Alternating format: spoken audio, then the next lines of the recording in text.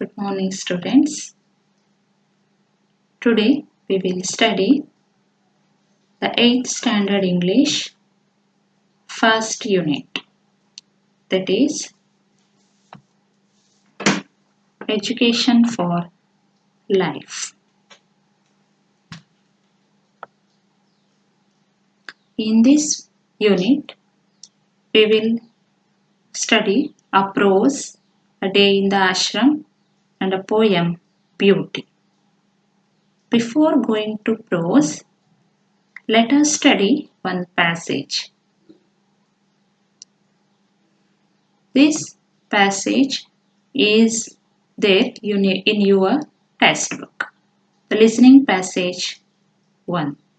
Now I will read this passage and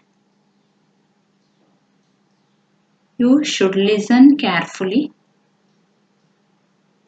and understand this. Sangappa is a farmer in Prasadapuram. He got his son admitted to a nearby school. That school was bit different from other ones, and it was located in an ashram. Sangappa went to the ashram one day to see his son was getting on. He opened the gate and went in. What he saw surprised him, for there no classes. Students had freedom to go wherever they liked. At a distance, some students were reading books and trying to get by heart some questions and answers. He looked around for his son. A greater surprise was awaiting him, for his son had been sitting on a tree watching the birds singing. Also, he was trying to draw the birds in a book. Sangappa went straight to headmaster's office. He said, "I'm sorry. I thought my child was learning. But look where my son is." "I'm really sorry, sir," the headmaster replied quietly. "Well, Sangappa, I too feel sad, but not for your child, but for those bookworms," and pointed towards the boys trying to memorize answers. Sangappa could not make out anything. He said, "Are you joking, sir?" "No," said the headmaster. "Your son is studying in nature and he is learning, but those kids are not." All of you listened the passage, isn't it? Now, once again I am explaining this passage. Sangappa is a farmer in Prasadapuram. Farmer means Raita. Sangappa is a farmer. He got his son admitted to a nearby school. Sangappa has a son. He admitted his son to a nearby school. How was the school? That school was a bit different from other ones, and it was located in an ashram. The school was located in a ashram. One day, Sangappa went to the ashram. Why? Because to see his son, how he was getting on in his studies. So, he went to school. He opened the gate and went in. He opened the gate of the school and went inside. What he saw surprised him. He went in and he saw. It was surprised. For there no classes. Why he surprised? Because there is no classes. Students had freedom to go wherever they liked. The students of that school has full freedom. At a distance, some students were reading books. What students are doing there? Some students were reading books.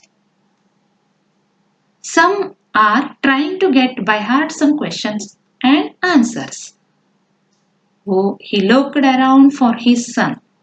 He looked around where his son was. A great surprise was awaiting him. By seeing his son, once again he was surprised. Why? Because for his son had been sitting on a tree watching the birds singing. He surprised because his son is not reading a book or not learning. He was sitting on a tree and he was watching how the bird was singing.